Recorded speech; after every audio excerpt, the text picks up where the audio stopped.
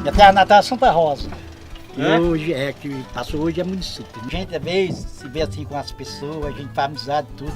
A gente sente uma saudade. E às vezes a gente tem assim na mente, procura na mente e pensa assim, diz, nunca mais eu vou ver aquela pessoa, aquele amigo, aquela, né? E às vezes quando pensa que não, você que diz que as pedras aqui são pedras onde se encontra fazendo nós seres humanos em cima desse chão, quando a gente é vivo, né?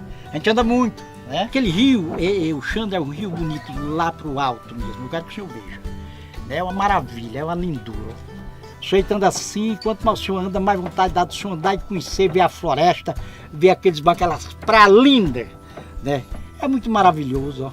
A gente se distrai, só ir na proa assim, olhando, meditando a floresta, é muito importante, né? É porque a natureza é que nos traz a vida, né? Pois é, nos traz o conforto, nos traz o oxigênio, a floresta, né?